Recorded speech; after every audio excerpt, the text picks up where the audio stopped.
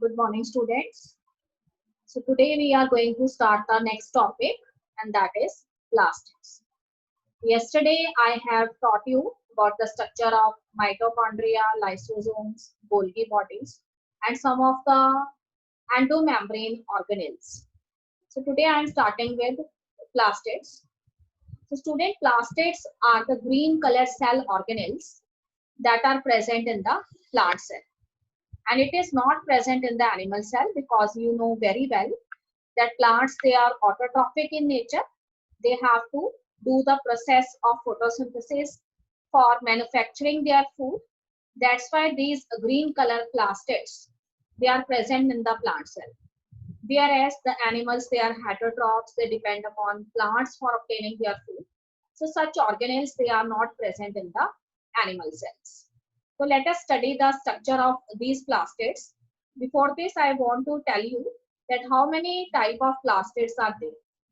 So depending upon what kind of pigment they store, we have divided the plastids into three broad categories. Number one, chloroplast. So chloroplast, they are known as the green color plastids. And these chloroplast, they contains a green color pigment which is known as chlorophyll. And this chlorophyll pigment is the chief pigment in the process of photosynthesis. This chlorophyll pigment, it captures the particular wavelength light from the spectra of the sun, and that light is later helpful in the chemical reaction of photosynthesis. So the main function of this chlorophyll pigment is to trap a particular wavelength light from sunlight. So second type of plastids, they are known as the chromoplast. As the name itself indicates, chromo means color. This means such type of plastids, they contain different type of colors. It may be red color, yellow color, violet color, or purple color. And they also impart different type of colors to various plant parts. For example, in carrot, a pigment called carotene is present, which is responsible for reddish or orange color of carrot. And similarly in brinjal, purple and violet color xanthophylls are present. So there are different types of chromoplast. They impart characteristic color to fruits as well as vegetables. And the third type of plastids, they are known as the leucoplast. These leucoplasts are the plastids which are generally colorless, and they store oils and fats. So depending upon what kind of substances are mainly stored by them, they are further divided into three categories, subcategories you can say. And these subcategories are: number one, amyloplast. Amyloplast are such type of leucoplast which store starch, and these are found in potato. And second is the second type of these leucoplasts are known as the elioplast. Elioplast, it generally store oil and fats. So these are generally found in those crops which yield vegetable oil such as groundnut, mustard. This type of crops have such type of plastids. And the third one is known as aleuroplast. Aleuroplast, they generally store the proteins. After the types of plastids, I want to explain here the structure of these plastids. The student see the diagram that is visible on your screen. So like the mitochondria, the plastid, it also have a double membrane. So see the outer membrane of the plastid and then the inner membrane of the plastid, and between the outer and the inner membrane, a space is present, and that is known as the intermembrane space. And what is visible inside the inner membrane? So here in the inner membrane, there is a ground substance present. And the ground substance which is present in the plastids, they are known as the stroma. And inside the stroma, so many piles of flattened structures are present. And these flattened structures are actually known as the thylakoid. Each of these flattened bodies are known as thylakoids. These are membranous in nature. And when so many thylakoids, they are stacked one above the another, like the piles of a coin, then they are known as grana. So what is grana? A grana is a group of so many flattened membranous structures known as thylakoid. So see, there are so many piles of thylakoids, or you can say grana. They are lying in the stroma of the chloroplast or plastids. So many piles are visible to us. But all of these adjacent piles of grana, they are also attached with each other with the help of a flat membranous structure, which connect the grana of one piles with the grana of the other. So by this bridge-like connection, which connects the adjacent piles with each other, this bridge-like connection is known as stroma lamellae. So adjacent piles, they are connected with the help of stroma lamellae. Beside these, what is visible to us? Ribosomes are there, and these ribosomes, they are the ribosomes which are 70S ribosomes, and these are smaller than the eukaryotic ribosomes which are 80S. They are found in the chloroplast or plastids, because these organelles are also the semi-autonomic organelles. And here the stroma lamellae is visible to you. Then the inside the thylakoid membrane, chamber is present which is known as the lumen of the thylakoid, and this thylakoid is surrounded by a membrane which is known as thylakoid. So some of the important chemical reactions that occurs during the process of photosynthesis, this takes place in the lumen of the thylakoid membrane as well as in the stroma, and these reactions are generally the light reactions and dark reactions of the photosynthesis. We will study about these reactions in the chapter of photosynthesis later on. Before this, I want to tell you in detail the structure of a very special type of plastid which is found in abundance in the mesophyll cells of the plants, and this is chloroplast. As the name itself indicates, chloroplast is a plastid which contains chlorophyll pigment. So see the enlarged view of this chloroplast. This chloroplast is somewhat sausage shape, or you can say spherical. It has variety of shapes. The chloroplast may be disc shape, it may be spherical, discoid, sometimes they are ribbon-like organelles, and they also vary in their length as well as breadth. So their number, it also varies according to different kind of cells. For example, in the unicellular algae, Chlamydomonas, only a single chloroplast is present. Whereas so many chloroplasts, approximately 20 to 40 chloroplasts, they are present in the mesophyll tissue in the plant cell. So depending upon the need of the plant, that much chloroplast organelles are there in the plant. All right, students. So see the structure of these chloroplast. Ribosomes are there. Then chloroplasts have their own DNA. So this is chloroplast DNA. And beside this, we have so many thylakoids that are stacked one above the another. They are known as the grana. Piles of these thylakoids are known as grana. And one single flattened membranous structure of this grana, it is known as thylakoid. And inside a ground matrix is present, which is known as stroma. So double membrane is there, outer membrane and then inner membrane.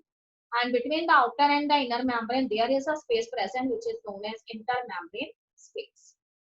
So this is outer membrane, this is inner membrane, this is stroma. And these are plastoglobular structures, which are also present in the chloroplast. So these chloroplasts, their stroma, they contain variety of enzymes for the synthesis of carbohydrates as well as proteins. And beside this, I have already discussed chloroplast have its own DNA, ribosomes, for the purpose of protein synthesis. And the type of ribosomes which are present in the chloroplast organelle, it is generally 70S ribosomes, which are smaller than the eukaryotic ribosomes, which are generally 80S. Okay, students. Now we are going to study about ribosomes, as I have already discussed. These ribosomes are the special type of granular structures that are either present freely suspended in the cytoplasm of both prokaryotic as well as eukaryotic cell, or it may be attached with a rough endoplasmic reticulum. So see here, The rough endoplasmic reticulum has the continuity of its membrane with the nuclear membrane. So here so many granular bead-like structures attached with the rough endoplasmic reticulum. These are known as the ribosomes. So these ribosomes, they are present on the surface of the rough endoplasmic reticulum also. And I have already discussed that the ribosomes, they are also present in mitochondria as well as in the chloroplast.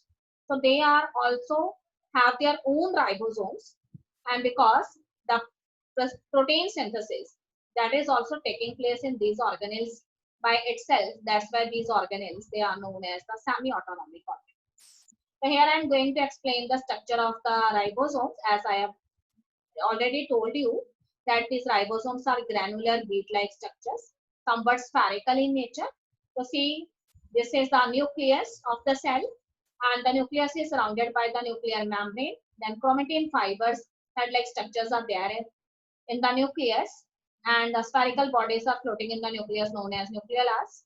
The nucleoplasm, which is the ground matrix of the nucleus.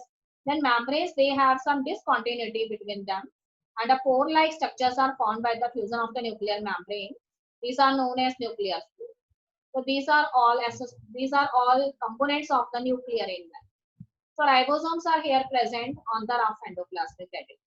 See the large view of the ribosome. The ribosome, it consists of two subunits, the smaller subunit and the larger subunit. The smaller subunit always hold the messenger RNA, and the larger subunit, it always supply transfer RNA, which later read the codons, that is triplet of bases present on the messenger RNA. And on the basis of reading of these codons, this transfer RNA, it attaches amino acids corresponding to that codon on its other end. This means transfer RNA has how many ends? Two ends. One end which comes near to the messenger RNA, it reads the codon and attached anticodons over itself. Whereas on the basis of these codons, this transfer RNA, it attaches amino acid on its other end. So see here, a chain of amino acid is formed, and these amino acids, they are connected with each other with the help of special type of peptide bonds which are present in the proteins. So in this way, the larger subunit is the site where protein synthesis takes place and transfer RNAs are supplied. So see here the chain of the amino acid. So this chain of the amino acid later form a macromolecule, and that is known as protein. So in case of eukaryotes, we have 80S ribosomes, and in case of prokaryotes, we have 70S ribosomes. Then all of you must know, I have used the term 80S. Here S stands for Swedberg unit, and Swedberg is actually the unit of the sedimentation coefficient. So these ribosomes, they are measured on the basis of their density and size. So 80S ribosomes, which are the eukaryotic ribosomes, they have two subunits, and these are, first subunit is 60S, which is the larger one, and smaller subunit is 40S. And here in case of prokaryotic ribosomes, we have 70S kind of ribosomes, and they also have two subunits. And one is the 50S, which is the larger subunit, and another is 30S, which is the smaller subunit. That's all about the ribosomes. And function you already know, they are involved in protein synthesis. Okay, students? Now we are starting with the very important topic, and they are known as cytoskeleton structures. So what are these cytoskeletons? As the name itself indicates, they form the skeleton of the cell. They form the skeleton of the cell. So there is an elaborate network of microfilaments, microtubules, and some of the other intermediate filaments. They are found freely floating in the cytoplasm. So all of these microfilaments, microtubules, and intermediate filaments, they constitute the cytoskeletons. So these cytoskeletons, they play a variety of roles for the cell. Number one, they provide a character, maintain, or you can say maintain the shape of the cell.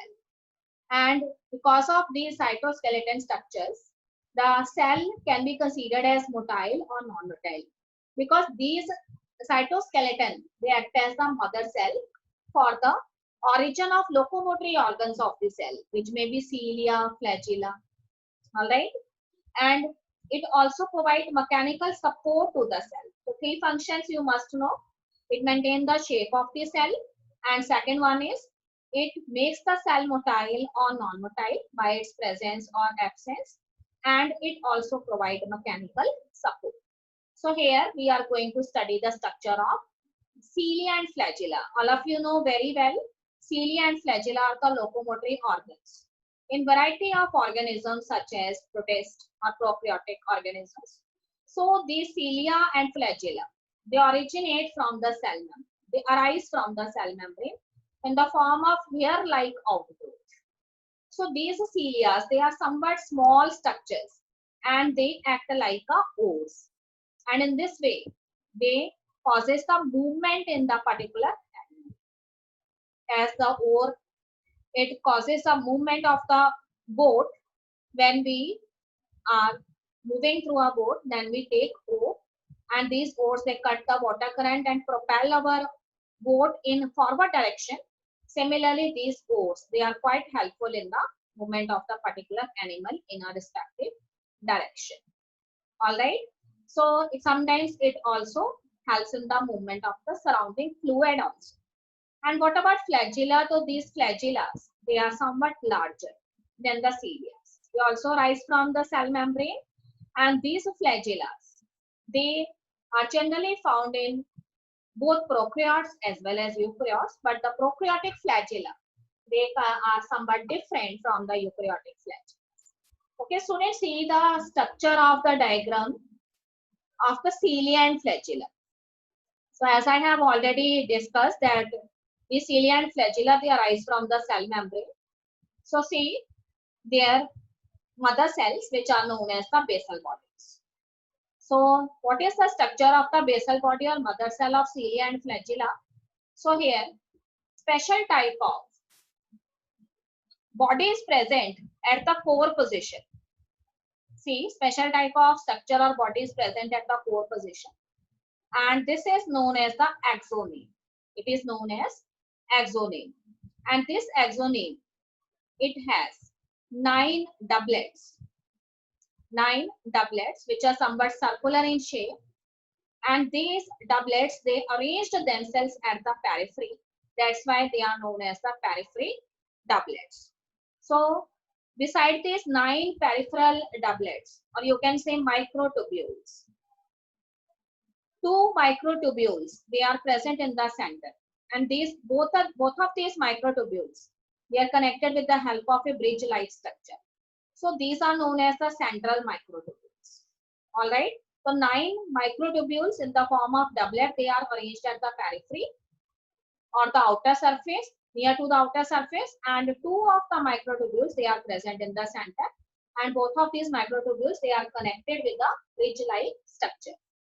All right, and inner sheath is also there, which surrounds the these inner central microtubules. See, the adjacent peripheral doublets of microtubules, they are also connected with each other with the help of linkers that are present over their surface, and they are also connected with these central tubules with the help of spoke-like structures. So how many spokes are there? These are the radial spokes. How many spokes are there? 9 spokes are there. So from each of the doublet, one radial spoke arise, and in this way they are connected with the central tubules. So there are how many spokes? 9 spokes are there. All right, students. And central microtubules is very much visible to you. Then linkers are there. With the help of linkers, the adjacent doublets, they connected with each other. So see here the large view of cilia and flagella in paramecium, because paramecium comes under a ciliate. So here so many cilia are present over the surface of the cell membrane, and they are causing a row-like movement. They behave as oars, and in this way they propel the animal in a particular direction in search of food, in search of some prey, etc. And in case of Euglena, there are hair-like outgrowth originates from the plasma membrane, somewhat larger than cilia, and they are known as the flagella. So the function of the flagella is also movement or locomotion, you can say. So all of these cilia as well as flagella, they emerge from the centroid-like structure. And here in this centroids, 9 plus 0 arrangement of microtubules are there. So these are known as the basal bodies or the mother cell of the cilia and flagella. So I want to say that these cilia and flagella, they arise from centroid-like structures which have 9 plus 0 arrangement of microtubules, and they act as their mother cells or basal bodies. Okay, students? Now we are going to study about centrosomes and the centroids. So these centrosomes, they are the special type of organelles which are found in case of animal cells, and they further consist of two cylindrical structures. See the diagram, two cylindrical structures which are known as the centroids. So these centroids, they are attached with each other with the help of a bridge-like structure, just like a cartwheel. All right. So one centroid, it is located at the anterior position, and another centroid is present at the posterior position, and both are connected with each other with the help of a bridge-like structure. And just like the two wheels, they are attached in a cartwheel, okay, or in a cart. So later on, I want to tell you about the structure of these centrosomes. So this centrosome, again, it is covered by a membrane, cell membrane is there. And inside the cell membrane, at the peripheral position, there are a triplet of peripheral fibrils. As in case of cilia and flagella, doublets of peripheral microtubules are there. So in case of centrosome or centroid, inside the cell membrane, nine triplet of microtubules or peripheral fibrils are there. All right. So triplet of microtubules, 9 triplet of microtubules are there. And the central part of the centroid, it is also proteinaceous and it is known as hub. The central part is known as hub. No microtubule is present in the central part, but the central part is known as hub. And with the help of so many radial spokes, all of these 9 triplets, they are attached with the central portion, which is known as hub. So all of these tubules, they are made up of special type of protein called tubulin protein. So what is the function of these centroids? These centroids, they produce spindle fibers during cell division, and during the process of cell division, the chromosome, they get attached on these spindle fibers. Okay, students?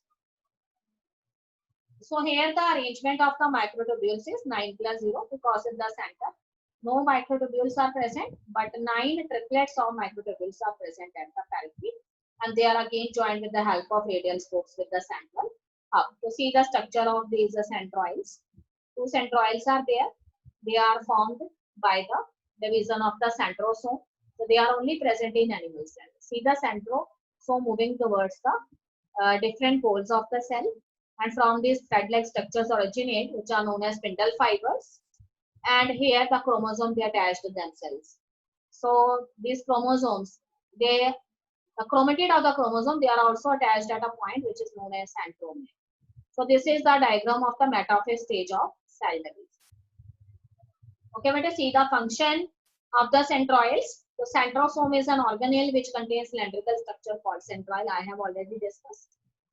And these centrosomes, they are surrounded by amorphous pericentrolar material.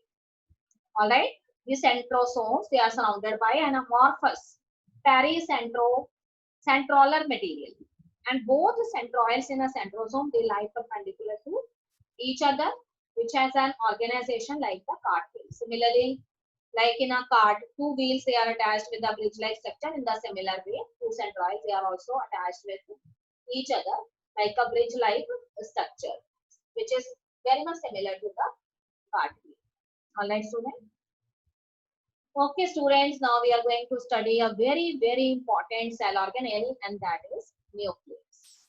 So nucleus is also known as the control center of this. Okay, students.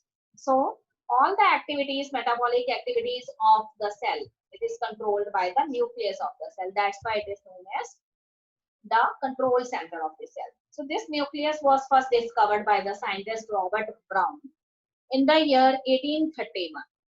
And later, when the cell is stained, a nucleus, it also gets stained. Then the material that is present inside the nucleus, which accept the stain, they were somewhat dense in it. And this thread-like material, which gets stained, it is later called as chromatin fibers by the scientist Planck. All right. So here we are going to study about the structure of the nucleus. So we must consider the interphase nucleus. That means the nucleus which is not undergoing any kind of cell division. See, so nucleus is somewhat spherical in appearance and it has two membranes. One is outer membrane, another is inner membrane, and between the two membranes a space is there, and that is known as internuclear space. So both of these membranes, they are fused in between at certain points and form pore-like structures which are known as the nuclear pore.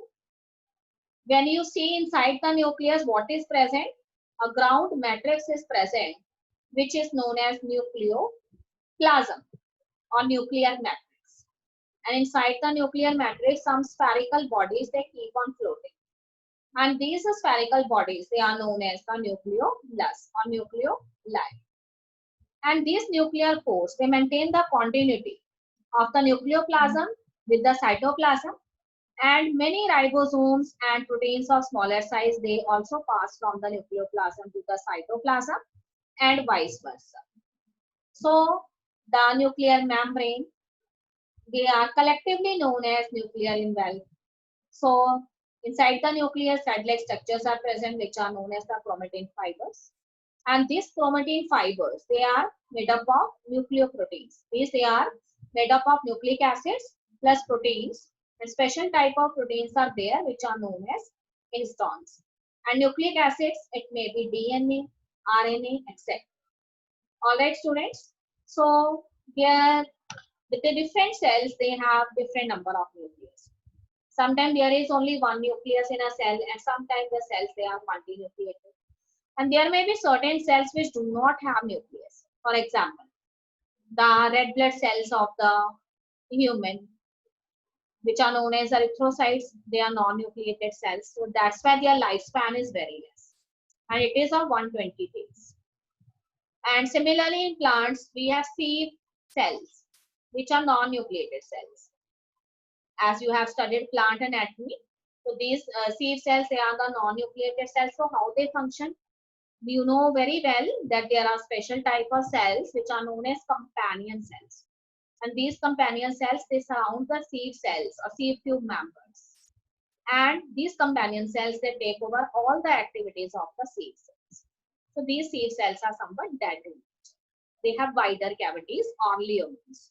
All right, student, I want to tell you more about the nucleolus. These are spherical bodies that are present inside the nucleus.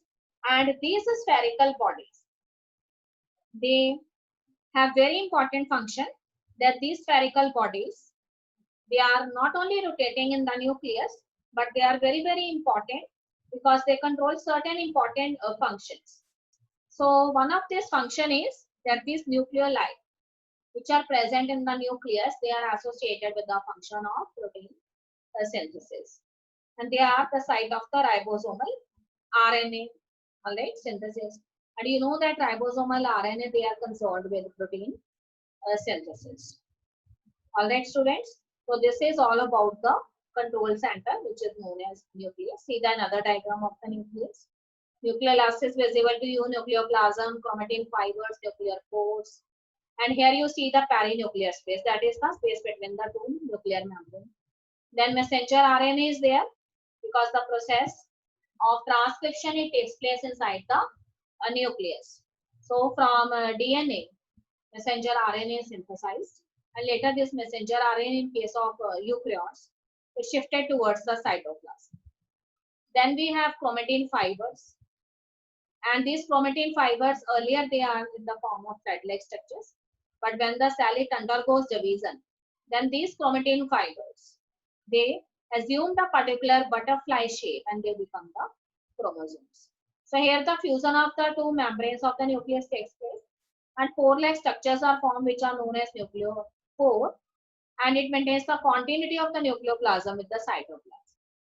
So this is nucleoplasm, which is also known as karyoplasm, because karyon is the term used for nucleus, or you can also call it as nuclear sac. Okay, there are some of the spherical bodies. I have already told you that these spherical bodies, they are carrying out the process of protein synthesis. They are site for the formation of ribosomal RNA. All right, and here nuclear membranes are there. Then this nuclear membrane has its continuity with the rough endoplasmic reticulum, which are the sites of protein synthesis. Okay, students, now we are going to study about very important structures found inside the nucleus. Earlier in the form of thread-like structures known as chromatin fibers or chromonimata. But when the cell, it undergoes division, then you know that the genetic material, it becomes condensed, it assumed the butterfly shape. And now, this thread-like structure, which are earlier known as chromatin fibers, chromonematas, now they becomes the chromosomes. All right, students. So see the structure of the chromosome. The chromosome have two arms, and each arm of the chromosome is known as chromatid. And the chromatids, which belong to the same chromosome, they are known as the sister chromatids. And the chromatids which belong to two different chromosomes, they are known as non-sister chromatids. And both of these chromatids, they are attached at a point. And the attachment point of these chromatids, it is known as centromere. And this centromere, it is covered by a disc-like structure. And this disc-like structure or disc-shaped structure which covers the centromere, they are known as kinetochores. They are known as kinetochores. All right, students. So what is present inside this chromatid? So this chromatid, which is the arm of the chromosome, it is made up of DNA and proteins. And the name of the proteins are the histone protein. Besides this, some non-histone proteins are also present. All right. And some RNA is also there in the nucleus. So inside the chromatin fibers, DNA helix, it keeps on running and surrounded by histone proteins. And this DNA, it acts as the hereditary material because it carries genes. So see the enlarged view, DNA helix, it runs inside the chromatin, or you can say arms of the chromosome, which are known as the chromatids. Okay, student, every chromosome has a primary construction, and that is known as centromere. I have already discussed the point of attachment of the two chromatids. And it is surrounded by disc-shaped structure. And this disc-shaped structure, it is known as the kinetochore.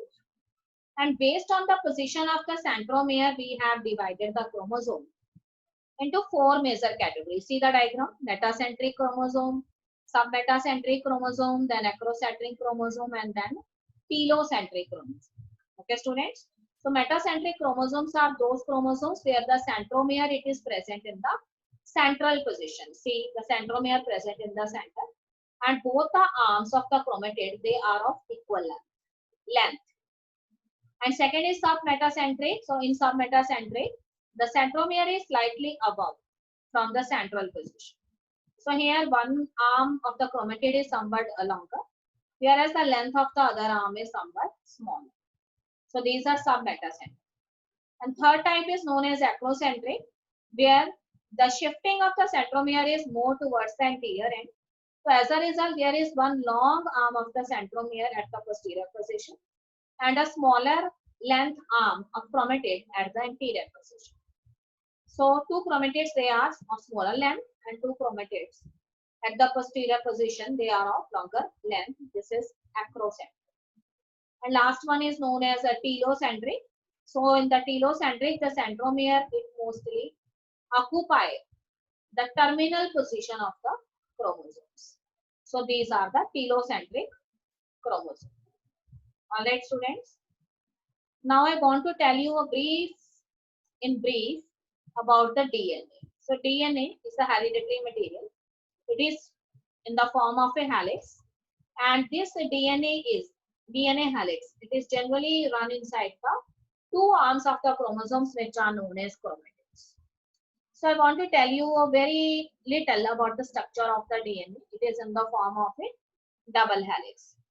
All right, students, see the diagram. DNA in the form of double helix. See, these are the two strands of the DNA, and the two strands of the DNA which form its exoskeleton. It consists of two things, sugar and phosphate molecules. So as we know that DNA is the type of a nucleic acid. So nucleic acids, we have two type of nucleic acids, DNA as well as RNA. As DNA is double stranded and RNA is single stranded. So the DNA has two strands, and two strands are made up of what? Proteins. The two strands are made up of sugar and phosphate. So if we have DNA molecule, then this sugar is deoxyribose sugar. And if we have RNA molecule, then the sugar is a ribose sugar. Okay, students? So inside this exoskeleton, some structures are arranged themselves in the form of ladder-like arrangement. So these are actually the nitrogenous bases which are attached with the sugar molecule. Okay, students? So there are two types of nitrogenous bases, purines and pyrimidines. Okay, students? So in purines, we have adenine and we have guanine. And in pyrimidines, we have thymine and we have cytosine. So always remember, adenine, it always binds with thymine. And in between them, a double hydrogen bond is present. And guanine, it always binds with the cytosine. And in between them, a triple hydrogen bond is present. Okay, students? So here I want to introduce two more terms, nucleoside and nucleotide. So when the phosphate group, it attaches with the sugar molecule in DNA strand, then the unit is known as nucleoside. And when the nitrogenous base, it also attached with sugar and phosphate group, then we can call it as nucleotide. So what is DNA? DNA is a polynucleotide. It contains so many nucleotide units, and one nucleotide, it consists of three things: sugar molecule, which may be deoxyribose in DNA and ribose sugar in RNA, and plus phosphate group is there, and third thing is the nitrogenous base. It may be purine or pyrimidine. Purines are adenine and guanine, and pyrimidines are thymine and cytosine. All right, students. Okay, students, that's all in today's lecture. So I'm very much hopeful that all the things, they are very much clear to you. And this also completes your chapter 8, cell as a unit of life. Now you are well familiar with the structure as well as function of various cell organelles. You have also studied in detail about the fluid mosaic model of plasma membrane, as well as plant cells, animal cells, eukaryotic cells, prokaryotic cells. So this completes this unit. Have a